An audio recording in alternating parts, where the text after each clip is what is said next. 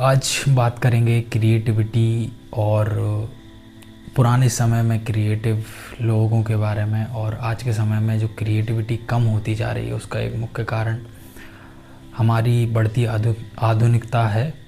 और इसी विषय पर आज विचार करेंगे। क्रिएटिविटी को लेकर मैं कहना चाहता हूँ कि लोगों में जो राइट हेमिस्फीयर होता है वो कमज़ोर हो गया है। लियोनार्डो दा विंची जो थे उनका राइट हेमिस्फीयर बहुत ही एक्टिव था। बचपन से हमारे ऐसे रूल्स भर दिए गए हैं हमारे अंदर जो कि हमारी क्रिएटिविटी को जंप ही नहीं होने दे रहा है। तो सबसे पहले कि अगर मैं आपको एक जानकारी देता हूँ कि पहले जब गेट बनाया जाता था तो गेट बनाने में ही बहुत सी क्रिएटिव चीज़ थी। उसमें कलाकारी इतनी थी कि जब कलाकार उस कला को कर रहा है तो उसमें अलग अलग प्रकार के ट्रेडिशनल डिज़ाइन, हर स्टेट में गेट बनाने से लेकर आप देखेंगे घर बनाने से लेकर जगह जगह भर भर के क्रिएटिविटी, एक एक चीज़ में इतनी क्रिएटिविटी, क्योंकि उधर राइट ब्रेन बहुत ही ज़्यादा एक्टिव था। और एक और चीज़ मैं बताता हूँ कि पहले के समय में राइट ब्रेन तो एक्टिव था ही, मोटर एक्टिविटीज़ पर बहुत ध्यान दिया जाता था। मोटर एक्टिविटीज़ क्या होती हैं कि जो मसल्स होती हैं, फिंगर्स की मसल्स होती हैं, और जो आप पहले क्या संगीत से जुड़े हुए थे तो अलग अलग म्यूज़िक इंस्ट्रूमेंट तो हर घर में कंपलसरी थे। तो उनको बजाने से उनके अंदर स्वतः ही motor activities, cognitive activities activate रहती थी। और अब क्या है, अब एक और चीज़ मैं आपको बताता हूँ, मनी फैक्टर का। आज के समय में लोगों को ये तो पता चल गया है कि मैं जो करता हूँ मुझे पसंद आना चाहिए, यानी पैशन से रिलेटेड मुझे काम करना चाहिए। लेकिन आजकल क्या कर रहे हैं लोग, एक गलती कर रहे हैं कि पैशन से रिलेटेड काम कर रहे हैं लेकिन उसमें मनी फैक्टर को जोड़ रहे हैं कि मुझे इस चीज़ से पैसा मिलना चाहिए तब ही इस कार्य को मैं आगे बढ़ाऊँगा। एक मैं आपको एक पेंटिंग बताता हूँ। अभी मैंने क्रिएटिविटी स्टार्ट की है, ऐसे मतलब डेली पेंटिंग्स बनाना। तो पेंटिंग बनाने से क्या होगा, मोटर एक्टिविटीज़ आपकी जागृत होंगी। मोटर एक्टिविटीज़ में मैं आपको बताता हूँ कि धीरे धीरे क्या होगा, आपको एक जो आपकी क्रिएटिविटी है वो बढ़ती जाएगी। और मैं आपको कुछ पेंटिंग्स बताता हूँ क्योंकि आर्टिस्ट को अपनी कलाकारी दिखाने का मज़ा ही कुछ और है। ये आपको यहाँ मतलब धीरे धीरे ये आपको देखो मैं बताता हूँ, ये धीरे धीरे एडवांस होती जाती है, क्रिएटिविटी धीरे धीरे एडवांस होने लगती है। तो सबसे बड़ा फैक्टर क्या होता है, मनी फैक्टर। दूसरा है सबकॉन्शियस जो माइंड है वो अनहेल्दी हो गया है। एक हिसाब से साधारण भाषा में आपको समझाऊं तो सबकॉन्शियस माइंड अनहेल्दी हो गया है। इस सबकॉन्शियस माइंड की ट्रेनिंग करना है हमें, और ट्रेनिंग करने के लिए मैं आपको कुछ नहीं, एक एक्सरसाइज बताता हूँ कि आप अगर लेफ्टी हैं तो राइट हैंड से लिखो, राइटी हैं तो लेफ्ट हैंड से आप एक पेज डेली लिखो। इससे धीरे धीरे आपके ब्रेन में जो न्यू मोटर एक्टिविटीज़ हैं, न्यू नेफ्रॉन्स के जो न्यूरॉन के कनेक्शन हैं जिन्हें साइनेप्स कहते हैं, वो बनने लगेंगे। तो क्रिएटिविटी आपके अंदर आएगी, धीरे धीरे क्रिएटिविटी आएगी तो आपको जीवन में नए अवसर खोजने को मिलेंगे। तो बच्चों में ये प्रोसेस, जो न्यूरोजेनेसिस प्रोसेस है, वो बहुत ही एडवांस रहती है 5 वर्ष तक। इसलिए बच्चा कोई सी भी लैंग्वेज सीखने में या कोई भी कार्य को इतनी जल्दी सीखता है क्योंकि अंदर न्यूरोजेनेसिस प्रोसेस बहुत फास्ट होती है। लेकिन 6-7 साल बाद यानी कि 5 साल के बाद ही ये प्रोसेस बंद हो जाती है। और एक और इसका फैक्टर मैं आपको बताता हूँ कि हम नेचर से डिस्कनेक्ट हो चुके हैं। नेचर से हम अलग हुए हैं जैसे ही हमारी क्रिएटिविटी बंद होने लगी। अब क्या कर रहे हैं कि हम चीज़ों को सिंपल करते जा रहे हैं। हालांकि सिंपलिसिटी भी एक अलग क्रिएटिविटी है, वो भी एक क्रिएटिविटी, लेकिन लोगों को वो एक्सेप्टेंस क्रिएटिविटी है। लेकिन रचनात्मक होना चाहिए, रचनात्मक होने से ही नए अवसर, नई प्रकृति और नए सोच का जन्म होता है। तो नेचर से कहीं ना कहीं आप कनेक्ट रहिए क्योंकि क्रांति हमेशा प्रकृति में ही घटित होती है। और मैं आपको बताता हूँ कि रॉन्ग ईटिंग, यानी कि जो हमारा फूड है वो बहुत ही गंदा हो चुका है। ज़्यादातर लोग सात्विक भोजन करते हैं, वो तो बहुत ही अच्छा है, क्योंकि हर फूड ही, क्योंकि गट का कनेक्शन डायरेक्ट ब्रेन से होता है और हम जैसा खाएं अन्न और वैसा रहे मन। तो ये बात बहुत ज़रूरी है। खाना बहुत शुद्ध होना चाहिए, शुद्ध सात्विक खाना आहार में इंक्लूड कीजिए। और मैं आपको बताता हूँ क्रिएटिविटी बढ़ाने के जो कुछ प्रोसेस एक और बताता हूँ। मेडिटेशन बहुत ही अच्छी प्रोसेस है।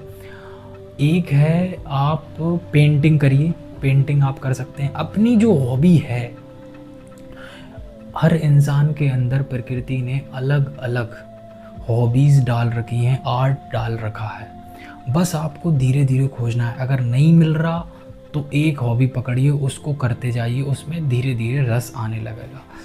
तो एक तो है राइट हैंड, मैंने जो लिखने वाली आपकी प्रोसेस बताई दी। अगर आप सीधे हाथ से लिखते हैं तो आप उल्टे हाथ से एक पेज लिखिए, और उल्टे हाथ से लिखते हैं तो आप सीधे हाथ से एक पेज लीजिए।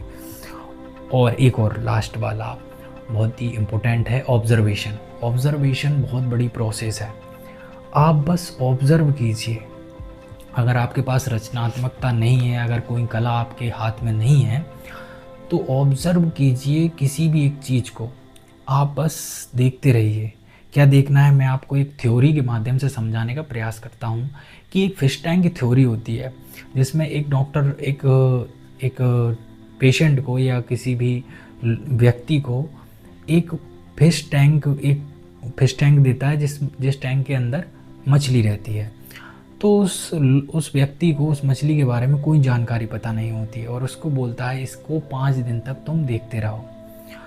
वो धीरे धीरे देखता रहता है। एक दिन में उसे पता लगता है कि ये एक पानी में रहने वाला जीव है, और धीरे धीरे इतनी टाइनी डिटेल्स उसे पता चलने लगती हैं कि किसी को भी उस मछली के बारे में वो डिटेल पता नहीं होंगी। तो ऑब्जर्वेशन करने से व्यक्ति के अंदर रचनात्मकता जन्म लेती है। एक और एग्जांपल देता हूँ कि पत्थर है, अगर कोई पत्थर है और किसी ने बोल दिया कि ये पत्थर नहीं है, सोचो ये क्या है, तो व्यक्ति घंटों तक सोचता रहेगा, ऑब्जर्वेशन करता रहेगा। तो इससे भी आपके दिमाग में रचनात्मकता जन्म लेगी। और क्रिटिकल थिंकिंग ज़रूर कीजिए, ये बहुत ही बड़े हिस्से हैं। और लास्ट पॉइंट मैं बता देता हूँ, जो कि है एप्रिशिएट करना। ये पॉइंट्स मैंने लिख लिए थे, इसलिए इनको देखकर कुछ याद करके आपको बताने का प्रयास कर रहा हूँ। अब लास्ट पॉइंट जो है वो है एप्रिशिएट करना। लोगों को हमने एप्रिशिएट करना बंद कर दिया है। इसका एक फैक्टर ये है कि लोग जो है साइकोलॉजिकल डिपेंडेंसी के शिकार हो गए हैं। एप्रिशिएट करने से वो साइकोलॉजिकल डिपेंडेंसी टूटेगी। अब अगर कोई व्यक्ति ऐसे कोई कला सीख रहा है या डांस सीख रहा है, तो समाज जो है, एनवायरनमेंट जो है वो ऐसा बन चुका है, वो उसको क्रिटिसाइज़ करेगा। ऐसे एग्जांपल देता हूँ, अगर कोई लड़का है, अगर वो डांस सीखना चाहता है, तो उसको ऐसे कॉम्प्लीमेंट्स दिए जाएंगे कि वो डांस ना सीखे। मतलब क्या है ये, क्या लड़कियों के करने वाले कार्य हैं, आप नहीं कर सकते ये वो। तो उसकी कला को जो स्वयं उसके अंदर जन्म ले रही थी, उसको कहीं ना कहीं दबा दिया गया। जबकि कई मेल ऐसे डांसर हुए हैं और आगे भी होंगे। तो कहीं ना कहीं आपको एप्रिशिएट करना पड़ेगा। आप एप्रिशिएट करेंगे तो दूसरे की रचनात्मकता जगेगी। तो एप्रिशिएट ज़रूर कीजिए, अपने आप को एप्रिशिएट कीजिए। अगर कोई आपको एप्रिशिएट नहीं कर रहा है तो अपने आप को भी एप्रिशिएट आप ज़रूर कर सकते हैं। तो एक इस पेंटिंग में जो मैंने लाइन लिखी है वो बहुत ही इम्पोर्टेंट है गाइस। मैं बताता हूँ आपको कि बिन मांगे मोती मिले, बिन मांगे मोती मिले, मांगे मिले ना भीख, मांगन से मरना भला, यह सदगुरु की सीख। यानी आपको कैसे काम करना है मैं आपको बताता हूँ कि अब जब आप कला को एक प्रोडक्ट की तरह यूज़ करते हैं तो आप बंध जाते हैं। आप सोचते हैं कि मैं इसको आगे ले जाऊंगा और पैसा कमाऊंगा, तो आप कहीं ना कहीं अपने आप को खो रहे होते हैं। तो आपको करना है फ्री माइंड के साथ अपनी कला को सीखिए और बिल्कुल स्वतंत्र होकर उसमें उसमें लीन हो जाइए, यही सबसे बड़ा सूत्र है। और फिर आपको मोती ज़रूर मिलेंगे, इसकी गारंटी आपको ज़रूर मिलती है। प्रकृति आपको मोती ज़रूर देगी, लेकिन आपको अपनी कला को निखारना पड़ेगा। धीरे धीरे रे मना धीरे सब कुछ होए, माली सींचे 100 घड़ा ऋतु आए फल होए। तो इसको ज़रूर दिमाग में बैठा लीजिए और अपनी कला का विकास ज़रूर कीजिए। कला का विकास करना बहुत ज़रूरी है। अगर आप कलात्मक नहीं हैं तो आप कोई ना कोई कला ढूंढिए, क्योंकि जीवन में रचनात्मकता बहुत ज़रूरी है। तो फ़िलहाल इस वीडियो में इतना ही। मिलते हैं किसी अन्य टॉपिक के साथ अगले वीडियो में। Lots of love and happiness. Radhe Radhe.